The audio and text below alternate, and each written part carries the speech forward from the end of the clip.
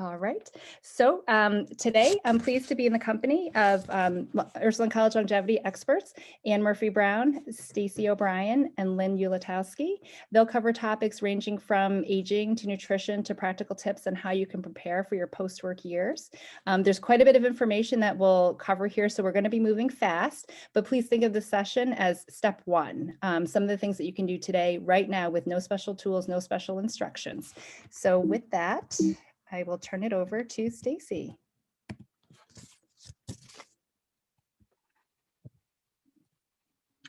Hi, everybody. Thanks so much for spending a part of your afternoon with us. Lots of people don't like to even think about longevity and aging, much less spend time, but I think you'll find this session really worthwhile. I remember when my own outlook on aging changed. I was in my 30s and I took a job. Oops, sorry about that. I was in my 30s and took a job in a dementia unit. Prior to that job, I had the same impatience and biases toward older people as most Americans.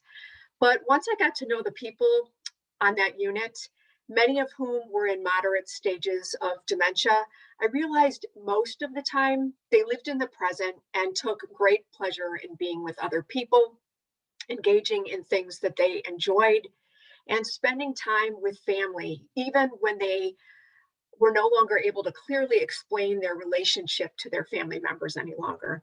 I found myself becoming less fearful about aging as a result of that work.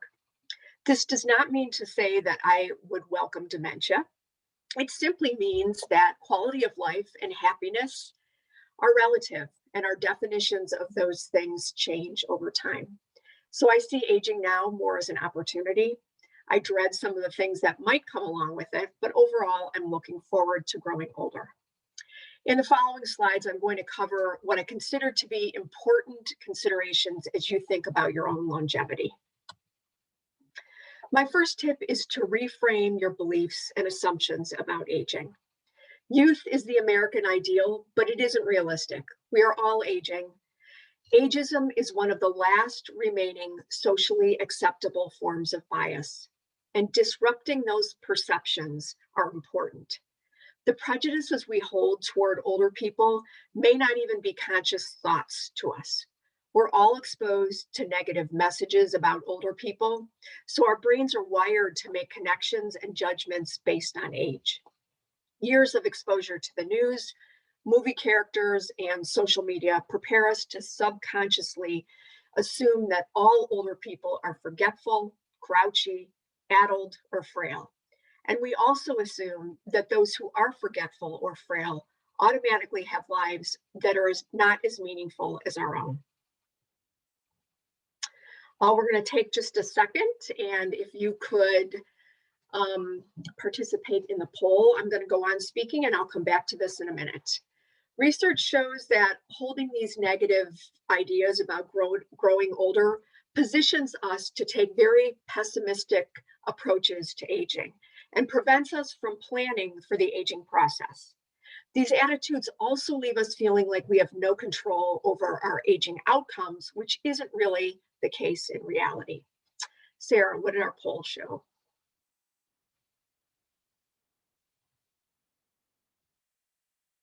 Thank you.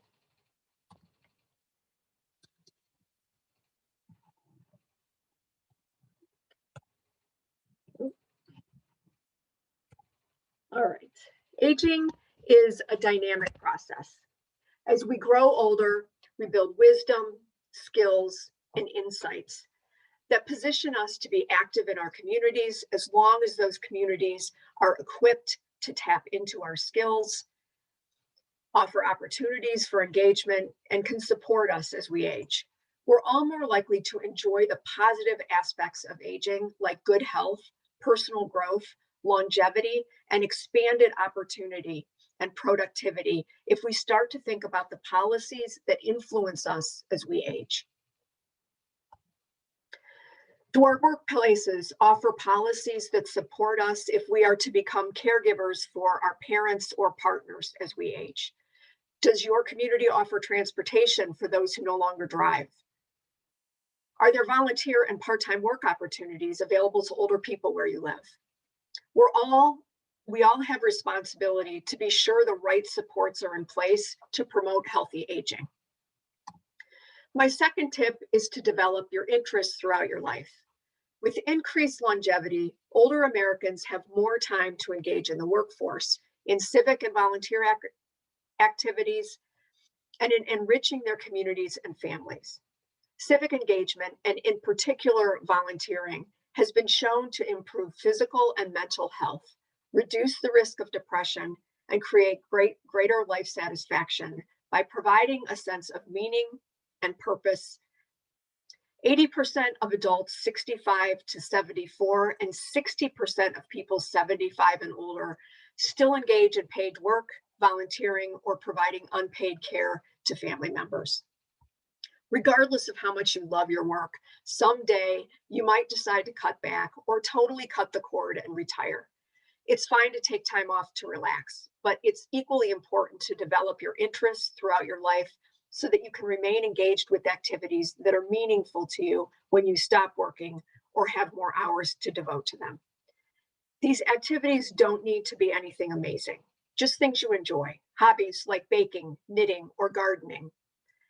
Involvement in your community through service on boards, commissions, or through volunteering.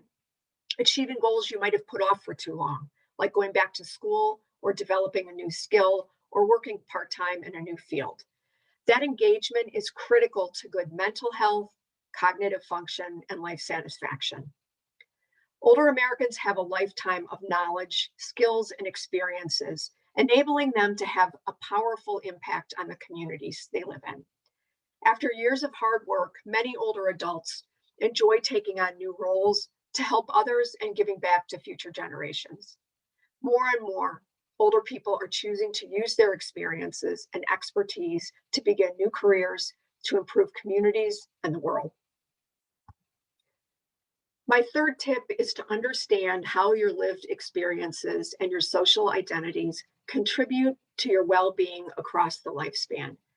The term social determinants of health refers to the social, economic, and environmental factors that affect our quality of life, but are separate from our personal characteristics and social identities. When we have opportunities to live in safe neighborhoods, to access affordable housing, have a stable income and access to transportation, we're more likely to experience good health over the long term. If you look at these social determinants of health, it's easy to see why they are just as important for older adults as they are for young children. One of the biases the public has about aging is the belief that health and financial security in older age are entirely matters of an individual's good decision-making and careful planning. Decision-making and planning are absolutely important, but they do not account for differences in our lived experiences that influence health and financial security in older age. We have to appreciate that well-being in later life is affected by a range of environmental factors and social policies that influence us across the lifespan. Things like healthcare policies, workplace policies, and tax policies. As an example, early life experiences growing up in poverty may result in problems accessing nutritious food and quality schools, resulting in lower academic achievement and thus a lower paying job with less financial security in older age. Early life experiences, environmental factors, and social identities can have a domino effect as we age. Be aware of the strengths and weaknesses in your social determinants of health. Improving social determinants of health often requires advocacy for policy change in your workplace or community. You're in a position now to do this work on behalf of your generation and the generations that follow. My fourth tip is to decide what healthy aging means to you. This requires that you think about aging in the first place and that you also think about it objectively. Hopefully, healthy aging means more to you than just being old and physically healthy. Your ideas about healthy aging should include the features required to be productive and live a life with meaning and purpose. Healthy aging means something different to all of us. The World Health Organization defines healthy aging as living a long, productive, meaningful life. For many people, this includes aging in the home or community of their choice. For some people, this might include lots of friends and family. And for others, it might include spending more time on a new business venture or creative project. Regardless of your vision, research shows that older adults who adopt healthy behaviors, use preventative health services, and are involved with their family, friends, and communities are healthier and more independent. Genetics play an important part of the aging process. However, just as important are the decisions that you made yesterday and that you will make today and tomorrow, because they will influence your experiences growing older. And finally, my last tip is not to procrastinate. Healthy behaviors like exercising regularly, good nutrition, and getting recommended health screenings can contribute to longer, healthier lives. Even if someone has a chronic condition or disability, taking proactive steps to manage that condition can improve quality of life and independence. The information that will be offered by Lynn and Anne will include steps you can take now to put yourself in a better position to prepare for aging. It's also important that you begin to learn about your own aging. How does your workplace, your community, your insurance company support aging? How do your personal characteristics like income, race, and ability influence your experiences with aging? How much do adaptations to your home cost? How much does care cost and where do you get it? What does Medicare cover? Increasing your knowledge now about policies, services, and environmental factors that influence aging is important to preventing impulsive decision-making in the face of a crisis. Older age can be a richly creative and productive phase of life. Sarah, I'll turn it back over to you. Yeah, thank you, Stacey. So many great insights there. I think one main takeaway is that, human longevity is really stratified, right? In that there's so many variables and factors to consider, some of which are in our control and some of which are not. But in the end, we should all really be thinking about and planning for the future with the idea that we could live into our 90s and possibly beyond. So that's really great. Okay, so next up we have Lynne Ulatowski, a professor of biology at Ursuline College and someone who is extremely passionate about nutrition. Lynn, if you'd like to share your screen. Okay, thank you, Sarah, and thank you, Stacey, for getting us started. It is my pleasure to be with you this afternoon. Stacey started us off and did a great job reminding us about how the connection between aging, nutrition, and longevity. And oftentimes we eat or don't eat for a variety of reasons, not thinking about the value or the benefit of food to your overall well-being. Today, I'm going to share my 5 things you need to know about nutrition to underscore that nutrition is the foundation of health. I love this quote from Thomas Jefferson, which is obviously was said a long time ago, but is still very applicable for today. So what can we do right now to start building that foundation of health? Or in other words, find a fountain of youth.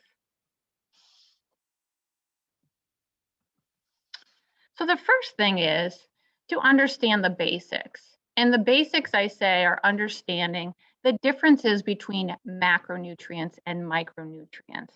Sometimes people use these terms interchangeably or just don't know what they are. Simply put, macronutrients are what you get calories from or energy. You can substitute the word calories for energy. And micronutrients, you get no calories from them. So where do we get macronutrients and micronutrients? Macronutrients are carbohydrates, proteins, and lipids. I'm sure these are things that you've all heard of before. And if you look at a food label, you'll see those terms on there: carbohydrates, fats, or lipids, which are the same thing, and proteins. These are the things that give us calories. These are the things that give us energy to get throughout the day. Micronutrients, on the other hand, offer no calories. And these micronutrients are our vitamins and minerals. I'd like to analogize the macronutrients and micronutrients to a car and how a car runs. So obviously we put gas in our fuel tank to fuel our car and make sure it runs. Obviously we put macronutrients in our body to fuel our body and make sure it runs. We also have a lot of accessory fluids that we put in our car, like the windshield wiper fluid, the oil, the transmission fluid. We know all those things don't make our car run, but they certainly make our car run more optimally. You can see on the left-hand side, this window that appears to have no windshield wiper fluid. And I think all of us have had some bad weather lately. And so if you analogize the micronutrients to the windshield wiper fluid in your car, if you don't have that windshield wiper fluid, your car is still going to be able to run, but it's not going to be able to run as optimally as it would with that windshield wiper fluid. And that's the same with your vitamins and minerals. Your vitamins and minerals allow you to use those calories that you get from macronutrients in the most optimal and beneficial way for your body.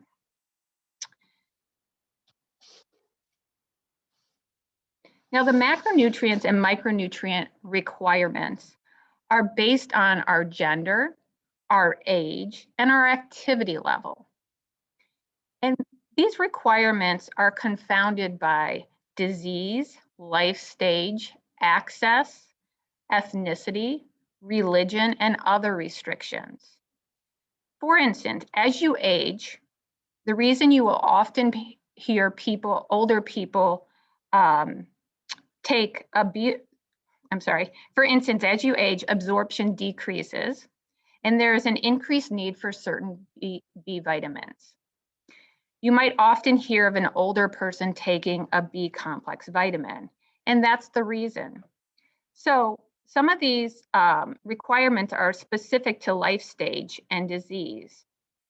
These changes or these requirements will be addressed in future webinars. But right now, the goal is to understand nutrition so you can apply that information to yourself or your loved one that you might be caring for in order to live longer better and start building that foundation of health. My second tip is for you to understand that nutrition can influence disease. And again, that goes back to that Thomas Jefferson quotation that I had. Have you ever been given the choice about taking a drug to control a disease or making a lifestyle change, like changing the way you eat?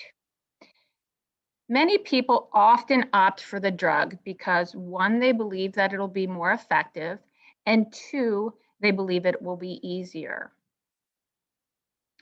Well, in 2010, which is admittedly some time ago, 5 out of the top 10 diseases were known to be influenced by nutrition.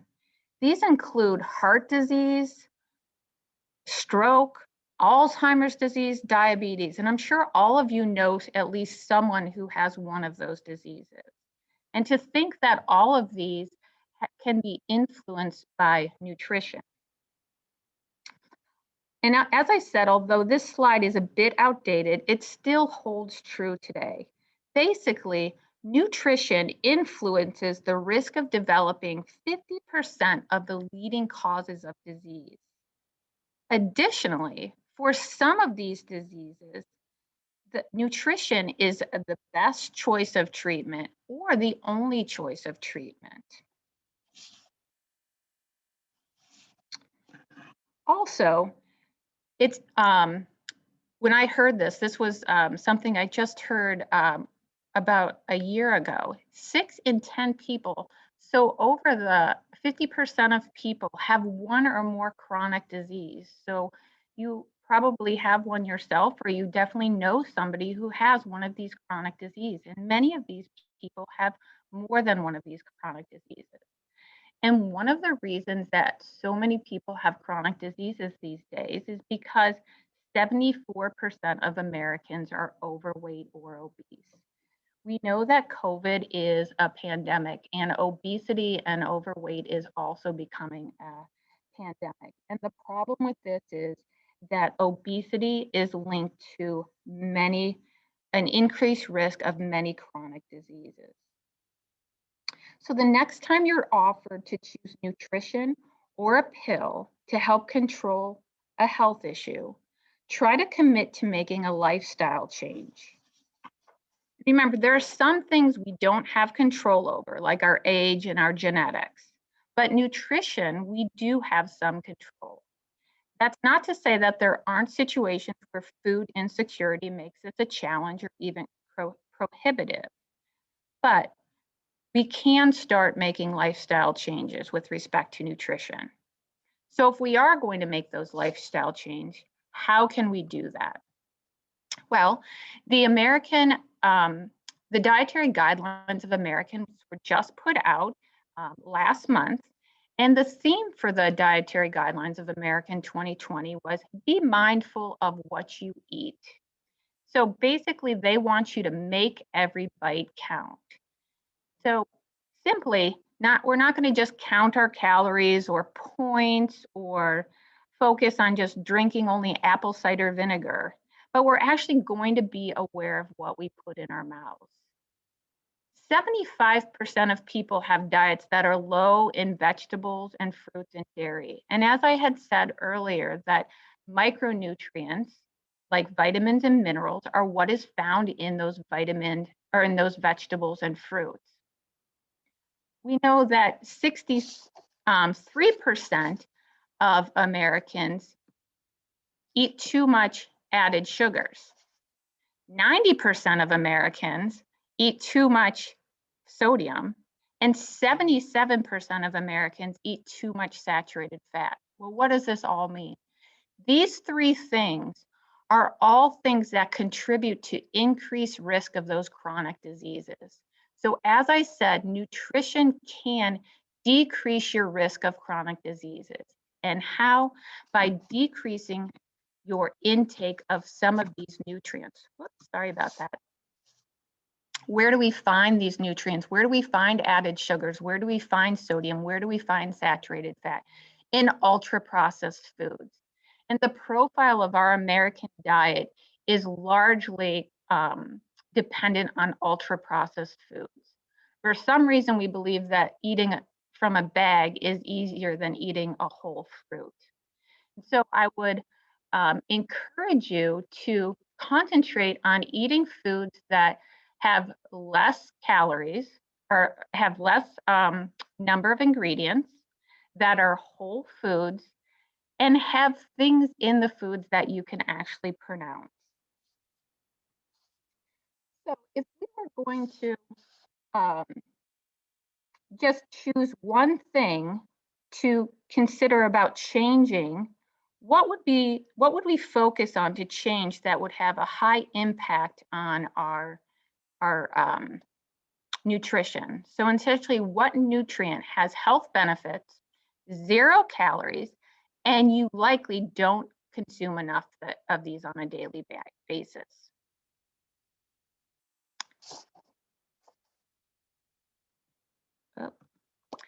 So my fourth tip brings up what this nutrient is: fiber. Fiber is a star.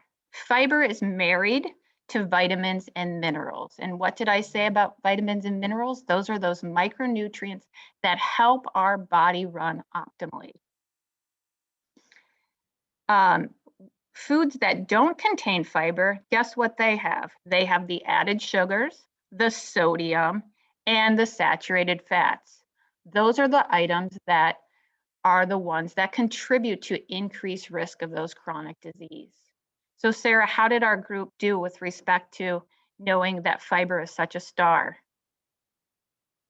All right, so it's pretty much split. I know that a lot of people are concentrate on protein, and no disrespect towards protein, but if there's one thing you can do, fiber is the key. If you watch your fiber intake, along with fiber is going to come your micronutrients, your vitamins and minerals. I guarantee you'll decrease your saturated fats, decrease your sodium, and decrease your added sugars if you concentrate on fiber. Thank you very much. Okay, so again, why is fiber so great? Well, fiber has a lot of health benefits. It lowers our cholesterol, and I'm sure everyone has heard of our bad cholesterol. Well, fiber has the ability to lower that cholesterol. So no calories, and it lowers our cholesterol. Fiber can help with digestive health. And as we get older, our digestive health and as I said, our absorption decreases. Fiber can regulate our digestive health. And finally, fiber can satiate us. That means fiber can make us less hungry. So if we have fiber-enriched foods, we will eat less, or we will hopefully eat less, and that will help with our obesity problem. If you eat less, you'll decrease your risk of obesity and then decrease your risk of chronic diseases. So you can see how all of these are very married to each other. And finally, the worst part of it all, Americans only get about 50% of the fiber that they actually need. Women should be getting about 28 grams of fiber per day, whereas males should be getting 35 grams of fiber per day. And most Americans get about 14 to 15 grams of fiber per day. So in closing, I want to say, be patient. Wherever you're at now is okay. And it's never too late to start incorporating good nutrition into your life. This is a process. Respect the process. Don't beat yourself up if you're not there or not where you want to be, or you have a bad day.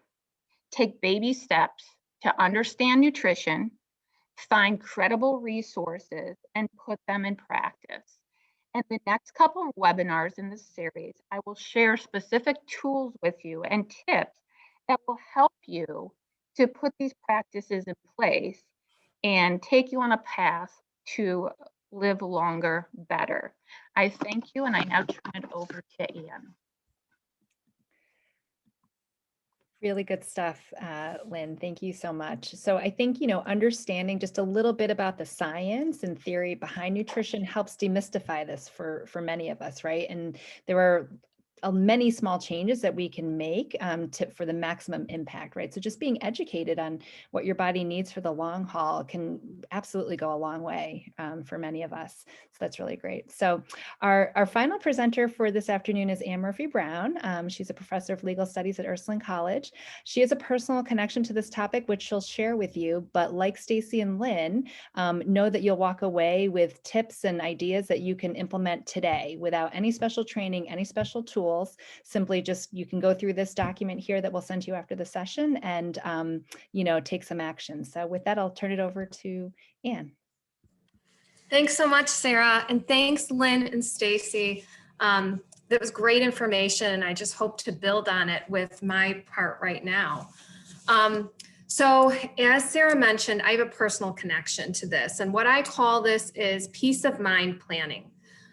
So giving you the peace of mind in your affairs to have a long and healthy life. How I got into doing this work. Well, initially I was an attorney before I started teaching at Ursuline College. And as part of my work, I did some estate planning and probate work. And I really enjoyed it because you felt like you really were helping people figure out, what are their next steps. But it didn't really hit home to me until a few years ago. My elderly parents lived 5 hours away, and we started to see some signs of Alzheimer's in my dad. And so I stepped in and took over their finances. And so this presentation that I'm going to share with you today is really for you to get your own ducks in a row, like Lynn was showing us with nutrition, or also to help you maybe manage someone else's finances, maybe a parent or an aunt or uncle or an elderly relative that you are assisting with these kind of issues. So as I took over from my parents, I had to start from scratch. And there are ways to make this easier. And that's what I'm hoping to show you today with my 5 things. Overall, you really just want peace of mind, whether it's for you or for the people that you love. So these are 5 things that you can do, put on autopilot. So then you can then focus on all the other things that contribute to your longevity that we've learned about from Stacey and Lynn. So the first thing I have here is to find someone you trust. I think a lot of us remember the movie Meet the Parents, where Robert De Niro's daughter was dating Ben Stiller, and Robert De Niro just happened to be a former CIA operative. And over the course of a weekend, he submits Greg, in this case, to a host of trust rituals. Well, hopefully you don't need to do this to figure out who are the people that you trust in your life. So you don't need to go through lie detector testing, but you do need to sit down and think about who you trust with important information. If necessary, who would you feel comfortable taking over your life? As I speak to people, this can be a big stumbling block. Why? This is someone who you're going to share some information with. You don't have to share everything, but you might say, if anything should happen to me, there's a red binder in my desk drawer that has important information. This is important regardless of age or health status. You know, we all want to live long and healthy lives, but we know based on what we've seen in the last year with COVID pandemic and everything else that can hit us, you know, this is not guaranteed. So having these kind of knowing who you trust, knowing who could take over your life is really, really important. I like to give the example that when my husband and I got married, we were in our 20s and we sort of split up the bills. These bills have shifted over the years, you know, based on our income and based on our responsibilities. But overall, we still keep separate accounts and we still pay separate bills. And until I started taking over my parents' finances and kind of getting all their ducks in a row, I didn't realize how little I knew about my own finances. For example, something as simple as our cable or streaming services. He pays all of those bills. I don't know the passwords. I don't know how to, you know, deal with any of those, especially when a lot of our bills are now online. So who you trust, your spouse should be somebody that you can pull into your circle of trust. That should be your first line of, you know, who you trust. But also, it could also be other people. It could be a sibling, a cousin, a good friend, someone who you trust and who makes decisions that you generally agree with. So for example, my sister and her husband generally know where we keep all of our important information. They don't need to access these things now, but if something went wrong, they could step in and help out if needed. So that's the first thing. And that's an easy thing for a lot of us. For some people, it's harder, but that's something you can do right now is find out who is in your circle of trust. The second thing is to think about, you know, after you think about your trust circle, the next thing is to think about what you have. Why is this important? You simply need to know where you're at, basically what you need to protect. There's nothing tricky about this. This is just something you need to know. So for example, do you own your home? Do you know the general value of what you own and what you still owe? What about your cars? How are they titled? You know, are they titled in your name or a spouse's name? Do you have any expensive jewelry or artwork or items of value that you know that is of value, but somebody wouldn't necessarily come in your house and say, wow, that painting is $7,000. You don't want them to sell that at a garage sale. Bank accounts and investment accounts. Who are the people to contact on these accounts? Are they co-owned with a spouse? Retirement and pension accounts. You know, how are these titled? Who are the beneficiaries of these if something should happen to you? Is there anything else? Are you getting royalties from a publishing contract? Do you have trust accounts from your family? If you're caring for older adults and looking through assets and trying to figure this out, do not be surprised if you are surprised.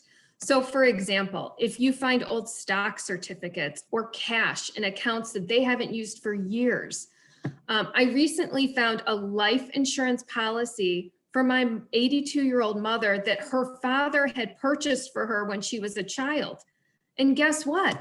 The company still exists and it's still valid. And it was inside kind of an old filing drawer. So start to think about this. And for extra credit, how are your assets titled? So, look into that. Is your home titled in both you and your spouse's name? Something to look at. And then on the flip side, you need to know your liabilities. This is a no judgment zone. This is not a shaming exercise. It's simply a knowing exercise. What are your bills? What are your household bills? Your mortgage, your rent, your water, your electricity, your gas, your cable? What are your property taxes? Do you pay a homeowners association fee? Do you have student loans, car loans, credit cards, store credit cards? When I took over my parents' finances, this was one of the most difficult parts of the process. I was fortunate in a way that they weren't tech savvy and hadn't moved anything online. So all their bills came in the mail, but it still took me over a year to really understand the ebb and the flow of their billing. So, I put together a basic chart for them so I could really understand how to manage things. I eventually switched to online billing, but updated this chart then with the online billing information, and then gave a copy to my sister should anything happen to me. So again, I've got that person I trust involved in the planning here.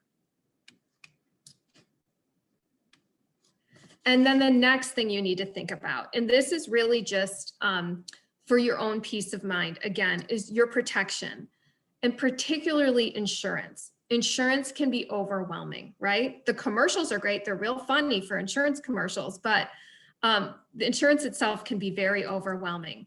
And we are trying to keep this thing simple today for the 5 basic things that you can do for your own peace of mind. So I'm only going to ask you to do something really basic today.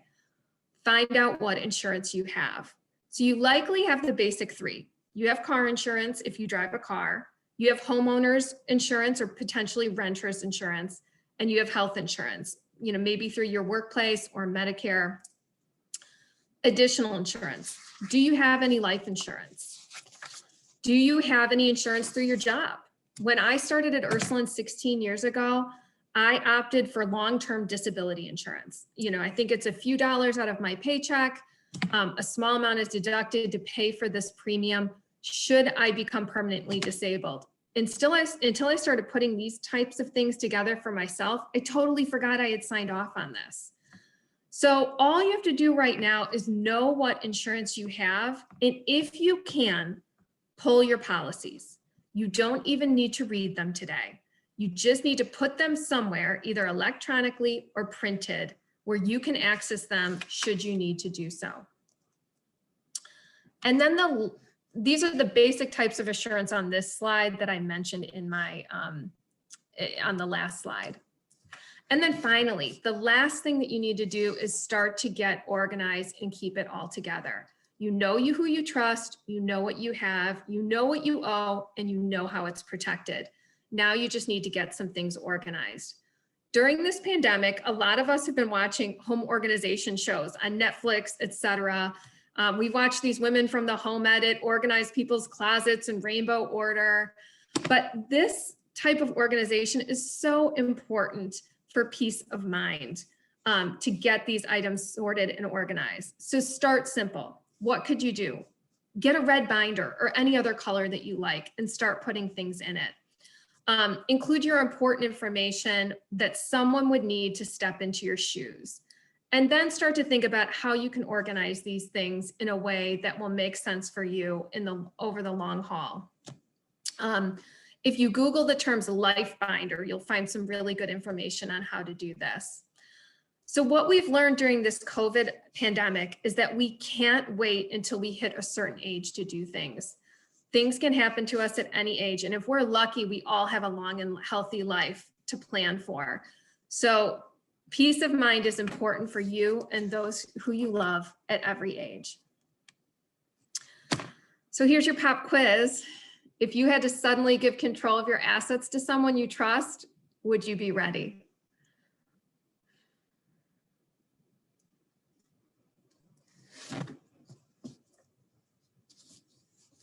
I'm almost ready myself, but I have a few other things I need to be doing as well. And this is something you can also update on a yearly basis.